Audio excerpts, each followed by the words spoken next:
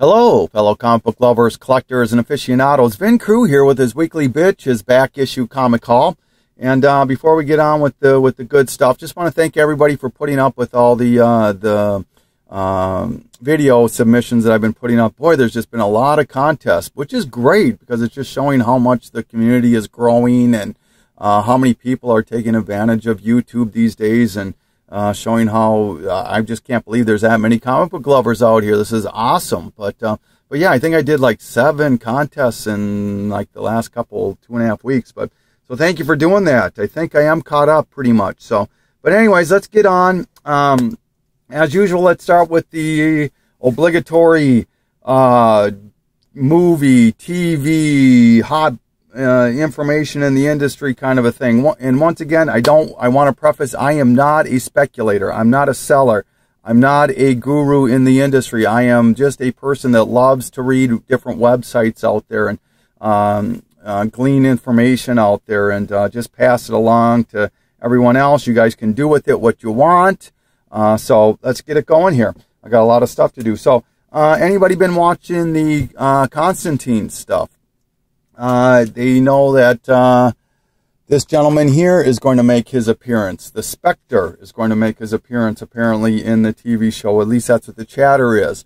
And so I don't have Showcase 60, the first reintroduction in the Silver Age. And I obviously don't have More Fun Comics from the 40s, but this is the best thing that I have. So snatch up any Spectre books you have, I guess. I don't know. This book here, Global Frequency from Wildstorm. This book has been on again, off again, on again, I think for 3 or 4 times now, and it is on again. But Fox has apparently greenlit a pilot for this. So once again, that doesn't necessarily mean anything. It just means that it's going to the pilot stage. So Global Frequencies is starting to see an uptick in the eBay world. So this is one that really interests me. From Hell. Alan Moore, loved this. Alan Moore, I wish I had more of this run. It says it's 16 issues, but it only won 10 as far as I know, 10 or 11. But anyways, FX is going to look at making this into a television show, which is really cool because I love FX, everything from The Shield and Nip Tuck to Rescue Me to obviously Sons of Anarchy and American Horror Story, all of that. They just put out killer stuff. And so, speaking of killer, we all know that this was a movie, too, with Johnny Depp, From Hell. So in this, it circles, or it focuses on Jack the Ripper. And it's just, this is a hard book to find already in the wild. But now I think if this really progresses further, it's going to see some uptick, and deservedly so. Moving along here, this book, there is, once again, nothing substantiated on this, but apparently there's been some stills that have been released, or I don't know exactly what it is, but apparently somebody saw some Russian writing for the Superman versus Batman movie, and they are making the leap that means that they're going to introduce KG Beast possibly into the Batman Superman movie, along with, I believe now, the entire DC universe. So with that being said, if that happens, this, I already love this run, this 4-issue series, the 10 Nights of the Beast, but 417 is his first appearance. And probably the book that is causing the most commotion in the eBay and speculating world is this particular book right here, Cowboy Ninja Viking. This is an Image series that came out in, I want to say, 2009.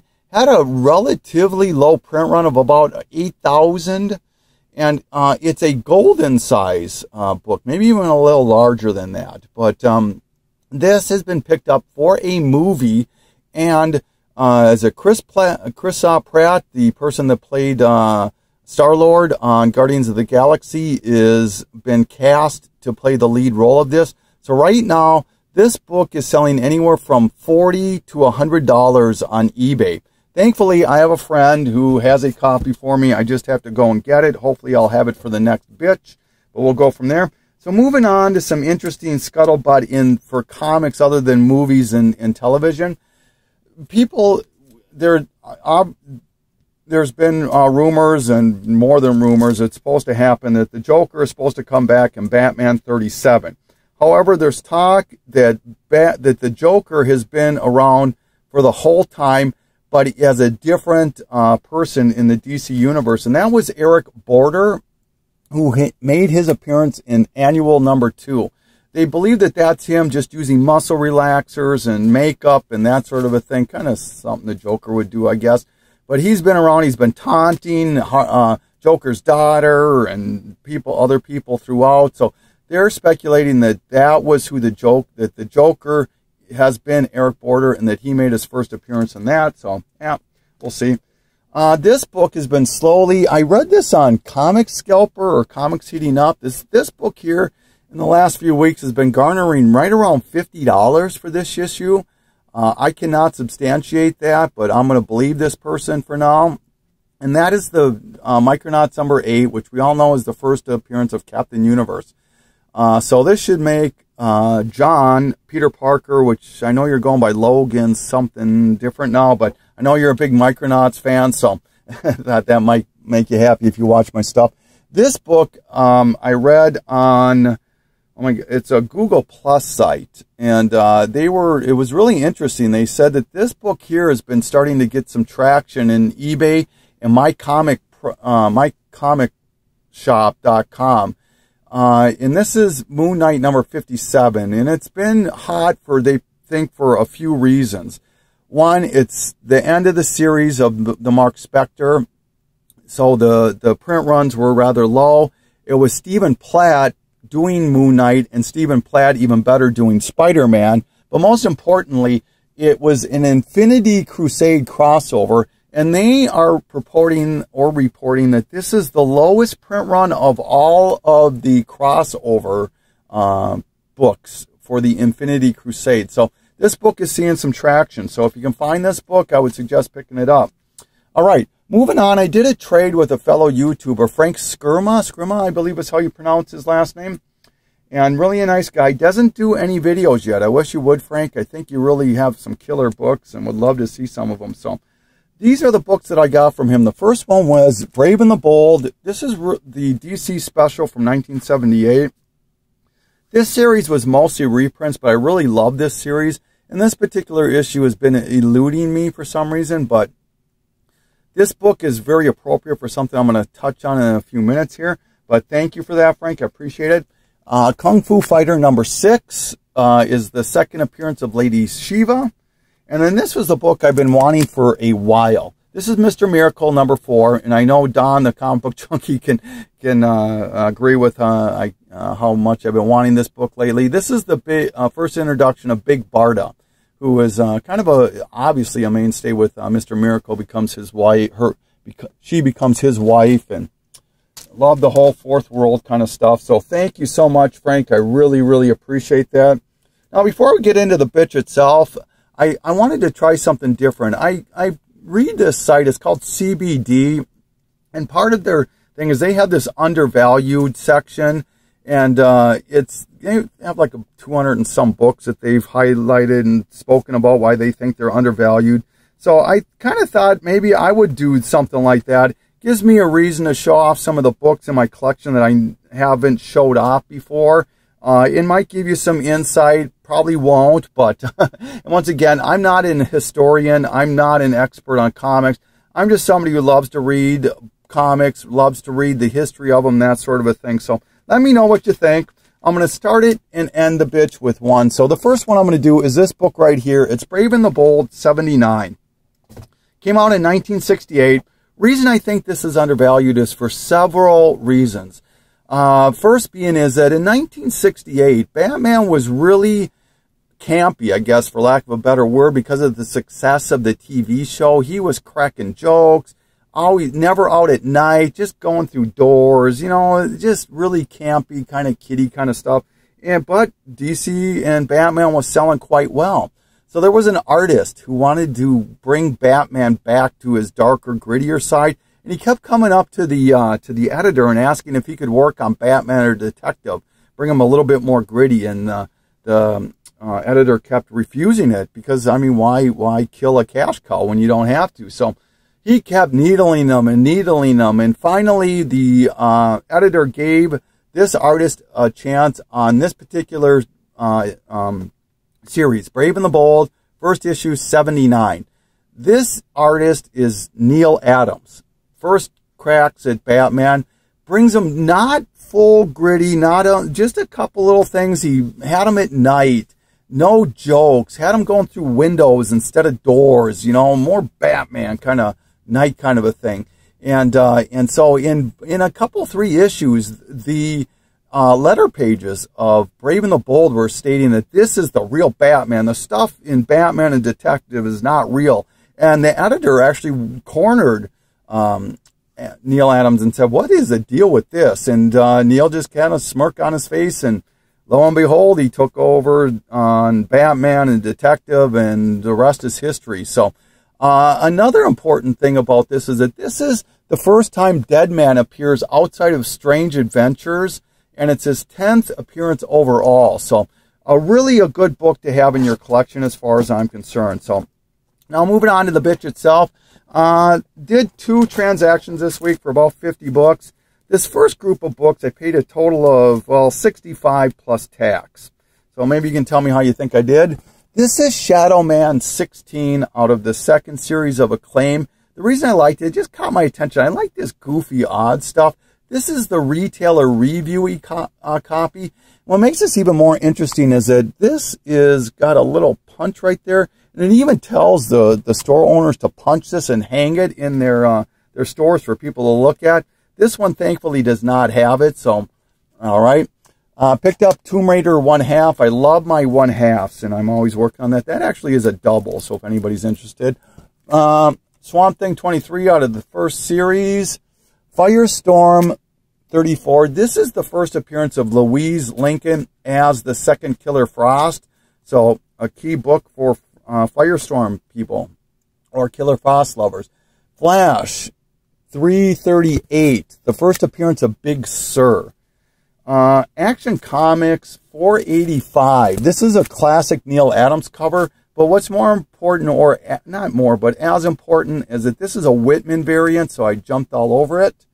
And I think Mercenaut just showed that book in this series. This book I thought was really interesting. This is The Summer of Spider-Man. Now, another hot thing going on is Carol Danvers as Captain Marvel, and the first appearance of her is in Avenging Spider-Man #9, which I'm still looking for. If anyone has a 9 or a 10 that they want to trade, let me know.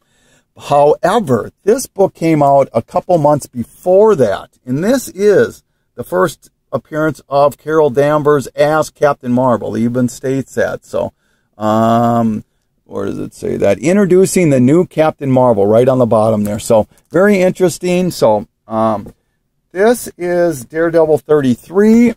Always working on my Daredevil run there. Some writing on there. Whoever the heck Earl is. This book, how about this book, huh? $65 still. Silver Surfer #3, the first appearance of Mephisto. So very happy to have this book. It's not the prettiest book, and it's not the prettiest girl at the dance, but I'd still buy her some Jimmy Johns. This book I thought was really interesting. Echo, Future Past. Now this book is interesting for quite a few things. One is this book came out in 1984 from Continuity Graphics. It's the first book that they released, which was a company owned by Neil Adams. However, what made it interesting is that they had a $2.95 price tag on that book, which was extremely high for comics back then. Most of them in 84 were 75 cents to $1, something around there. But they used the magazine, high gloss, high quality paper, that sort of thing. And Neil Adams felt that the retailers would like this because the profit margins were a lot greater. So only lasted 9 issues, so I don't think the retailers really enjoyed that profit margin that much. But anyway, it was also the first of what I call the anthology, the series of famous monsters that Neil Adams did, and with Frankenstein and Wolfman and on, which were put together in a paperback form several years later. This is the first of that. And then lastly, and probably most importantly, this is the first appearance of a character called Bucky O'Hare. And he really has a cult following, and went on to do, he was in his own book for a while.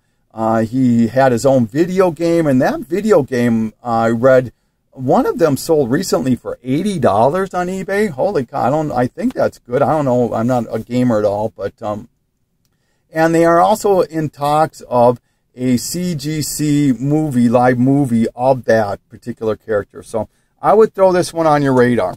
All right, Submariner number 1. Once again, probably not the prettiest girl at the dance, but what the heck. This one I just have always wanted this book, and so once again, 65 bucks for everything. World's Finest 111. This is the first appearance of the Clock King. I will speak English yet. And probably the book I'm the most excited about, Mystery in Space 75. Now, what makes this book very, to me, a nice book to have in my collection is for several reasons. One, this is part 2 of the Justice League of America first series, issue 3. And it's the first crossover of Justice League out of their own book. And it's an early appearance of Adam Strange.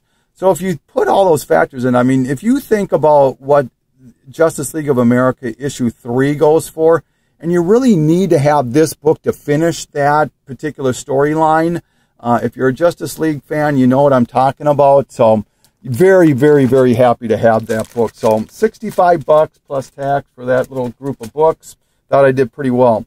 All right, so moving on. This next set of books I picked up for 35 bucks a piece, or for the whole stack. So Next number 2, both covers. That's a double, so if anybody's interested.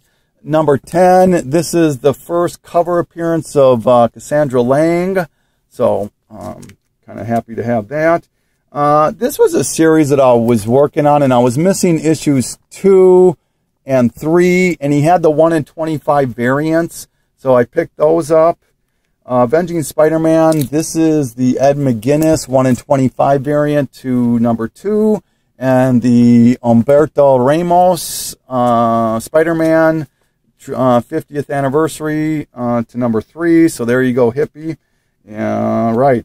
This is the Scotty Young variant to Avengers AI number 1, which is the first appearance of Monica Chang, which is a person I would really keep my eye on. I think this character has got some potential in the Marvel Universe.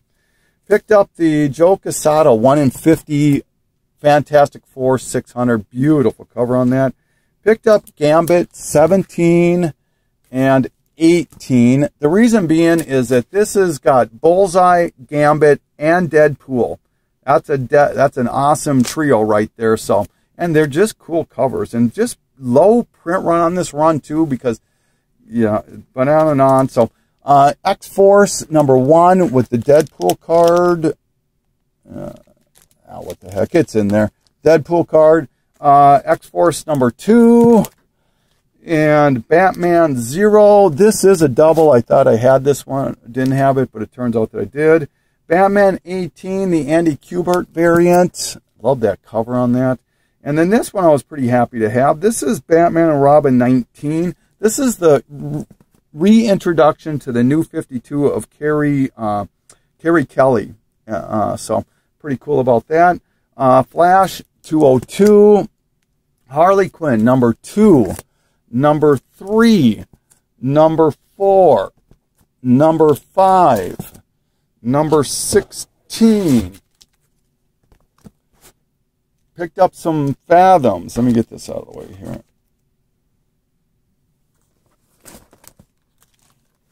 Always looking for more Michael Turner stuff, so came across these, and a couple of them are doubles, but they are spoken for. Fathom number 1. This is the Bubbles cover.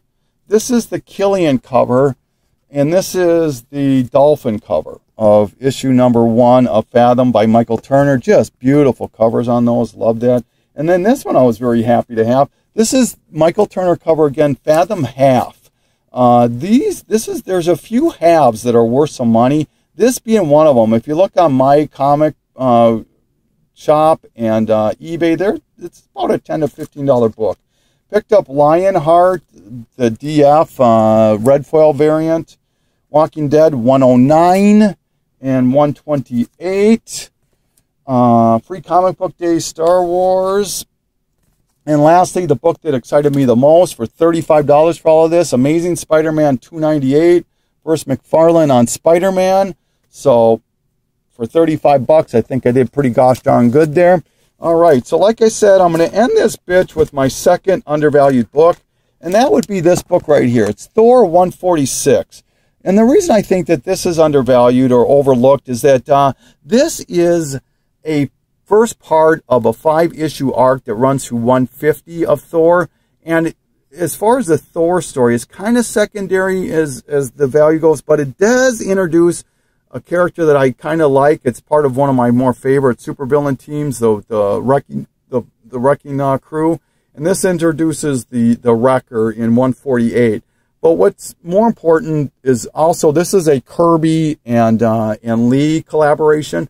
But what makes this more important is that this has a backstory. The early Thors, they started doing backstories, separate stories, kind of similar to Amazing Adventures in a way. But this is the first of the origin of the Inhumans. So this is the origin of the Inhumans told in a nice 5-issue arc, done by Lee and Kirby once again. And it's the first time that the Inhumans appear outside of any of the FF series, other than the FF series. So for that and a few other things, I think that makes this book undervalued. So thank you for putting up with me. This is Vin Cruz signing off.